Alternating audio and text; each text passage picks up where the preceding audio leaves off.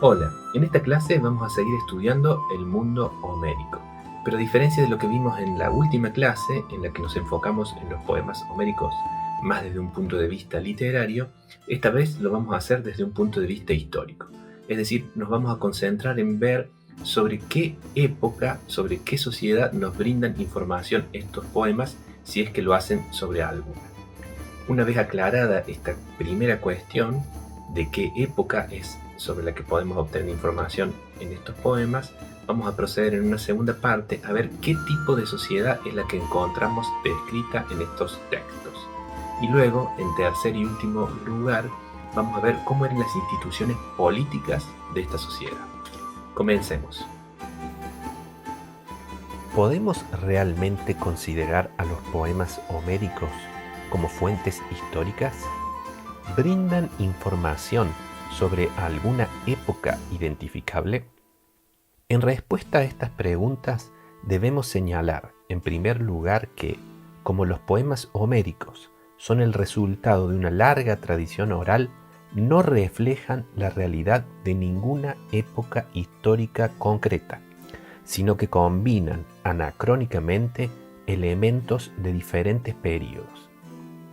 En segundo lugar, parece claro que los acontecimientos narrados en la Ilíada y la Odisea, de los que hablamos en detalle en la clase pasada, son fantásticos y no proporcionan ninguna evidencia para reconstruir ningún hecho histórico concreto.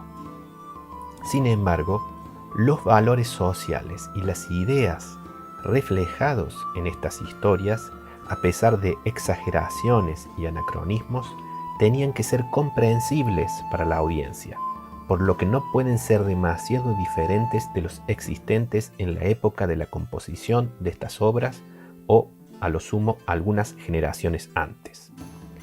Existe hoy un consenso general de que este es el caso con los poemas homéricos, que reflejan entonces, por lo menos de manera aproximada, la cultura y las instituciones de la última parte del período geométrico. En efecto, si bien los acontecimientos narrados por Homero tienen supuestamente lugar en el momento de esplendor del mundo micénico, es evidente que en realidad el relato tiende a reflejar las normas sociales de una época posterior, que tampoco es aquella de la composición definitiva de los poemas, sino unas pocas generaciones anterior.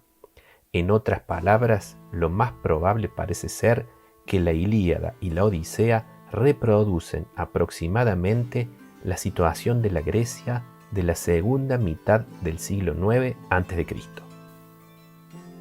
Una vez aclarado este primer punto, si aceptamos que los poemas homéricos nos brindan información sobre ese periodo histórico, surge entonces la pregunta de qué tipo de sociedad encontramos reflejada en ellos.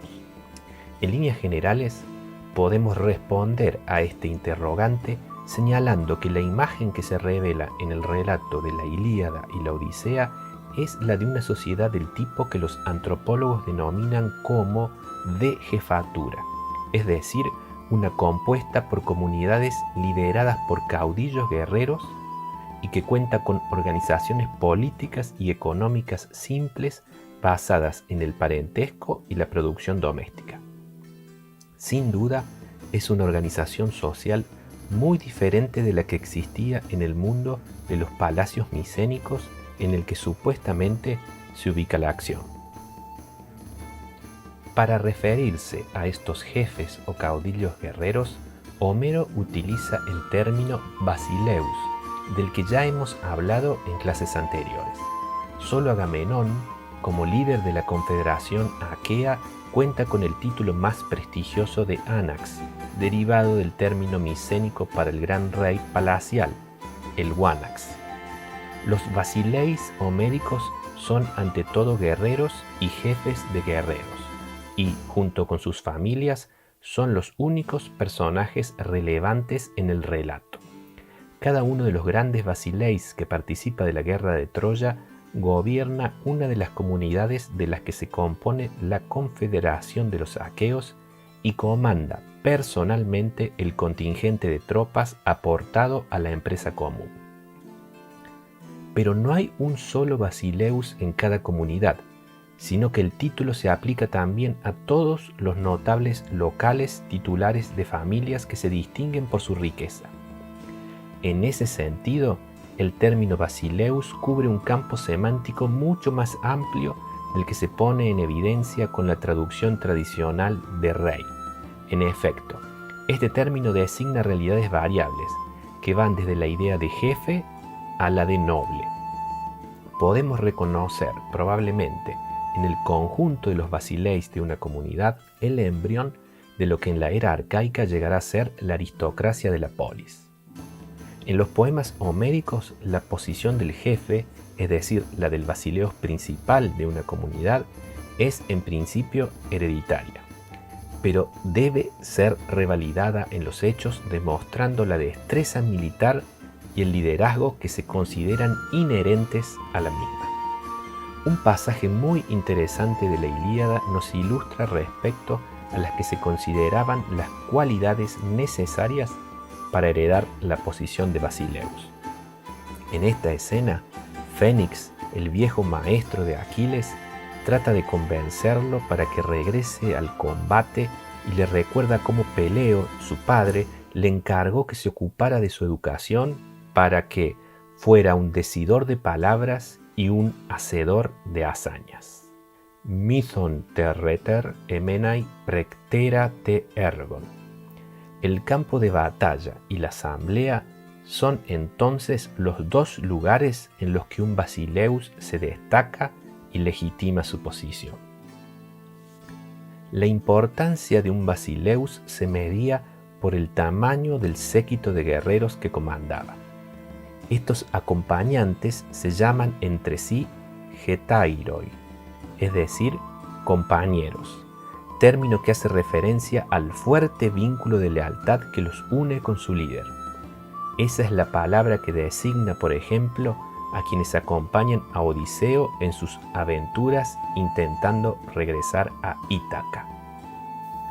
El Basileus y sus seguidores se dedican permanentemente a la guerra, con el objetivo de obtener botín. El botín no solo enriquece al rey y a sus hombres, sino que es la expresión material de su coraje y su grandeza. La importancia del botín es ilustrada por el hecho de que la ira de Aquiles, el tema central de la Ilíada, tiene que ver precisamente, como vimos la clase pasada, con una disputa por el control de una esclava que por derecho de conquista pertenecía a Aquiles, pero le fue arrebatada por Agamenón. La importancia económica del botín es fácil de entender en una sociedad agraria primitiva en la que la producción se lleva a cabo en unidades domésticas. En efecto, la guerra es, en este contexto, la única vía que permite una rápida acumulación de riquezas. Pero el botín no es solo una forma de acumular riquezas, es también un reflejo del rango y de la posición de un individuo en la jerarquía social y política. Por eso Aquiles se ofende tanto cuando es obligado a entregar su cautiva a Agamenón, porque percibe que este tratamiento no se corresponde con su prestigio. El control del botín le da al Basileus un poder económico singular, porque él es el encargado de repartirlo entre sus seguidores. La justicia y la reciprocidad son, en este contexto, valores centrales. Por eso, los basileis homéricos siempre ofrecen banquetes y regalos a sus seguidores y a sus pares. Es una forma de establecer y preservar alianzas y también de hacer nuevos amigos. Pese a la gran autoridad que le confiere su posición, el Basileus siempre está sujeto a obtener la aprobación de sus hombres y a convencerlos de seguir sus órdenes. De hecho, ellos están armados y los superan ampliamente en número. Por eso, el Basileus no solo debe saber luchar, sino que también necesita poder hablar persuasivamente. De allí que para él la asamblea sea casi tan importante como el campo de batalla. La historia de la Odisea ilustra claramente el tipo de liderazgo de un Basileus homérico. Vemos allí a Odiseo intentando permanentemente convencer a sus hombres, a veces con trabajo, de que sigan el curso de acción que él les propone. Por otra parte, su hijo Telémaco en Ítaca, a pesar de ser el legítimo heredero, no cuenta con medios para deshacerse de los molestos pretendientes que asedian la casa de su padre en busca de obtener la mano de su madre Penélope. Es solo el regreso de Odiseo el que podrá poner nuevamente estos asuntos en orden. Si el Basileus es un jefe o caudillo con un poder relativamente limitado, ¿cuáles son entonces las restantes instituciones entre las que se reparte el poder en la sociedad homérica? En primer lugar, debemos señalar que, como es la norma para una sociedad de jefatura, las estructuras políticas son sencillas. Además del Basileus, se reconocía institucionalmente la importancia de un consejo, bulé, formado por el mismo jefe junto con los notables locales, que se reunía para determinar todas las cuestiones políticas relativas a la comunidad. El Basileus principal o jefe era quien dirigía el consejo, mientras que el resto de los integrantes parecen haber contado con una función más ligada al asesoramiento. Las decisiones del consejo eran presentadas al demos, el pueblo, reunido en una asamblea, ágora, a la que asistían los varones en edad de combatir y los ancianos. El papel del pueblo parece limitarse a aclamar las propuestas de sus superiores. El concepto de polis, por su parte, ya se encuentra presente en los poemas homéricos. Hace referencia, en primer lugar, a una ciudadela amurallada o a una fortaleza. Si bien es un tema debatido, algunos investigadores sostienen que ya puede reconocerse en los poemas homéricos, para este término, también, al menos de manera incipiente, el significado de comunidad política. El Basileus también cuenta con funciones religiosas, pero estas son sumamente sencillas y parecen consistir básicamente en la realización de sacrificios públicos ofrecidos a los dioses. No podemos, sin embargo, por ello, pensar que fuera un sacerdote.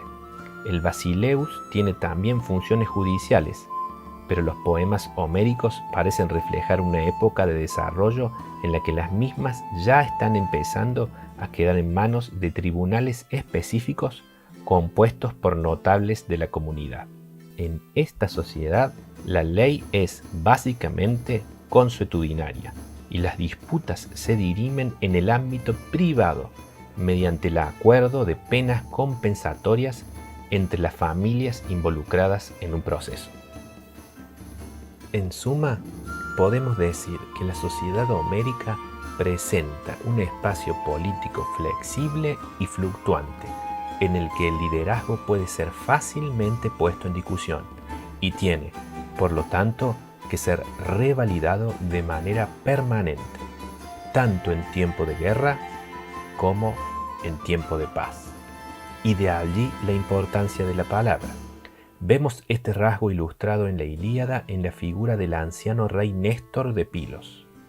Su edad ya no le deja distinguirse en el campo de batalla, pero Homero resalta su protagonismo en los consejos de guerra de los aqueos y destaca que, de su boca, las palabras fluyen más dulces que la miel. Melitos Lukion. Bueno, espero que les haya gustado esta clase. En la próxima vamos a seguir estudiando el mundo homérico. Vamos a ver cuáles eran los valores que estaban vigentes en esta sociedad, al menos tal como podemos reconocerlos a partir de los textos de la Ilíada y la Odisea. Y también vamos a ver cómo era la jerarquía interna de esta sociedad y cómo funcionaba su economía. Para no perderse esa clase ni ninguna más de las que vamos a seguir subiendo en el canal, si les han gustado, por favor no dejen de suscribirse. Hasta luego y los veo en la próxima clase.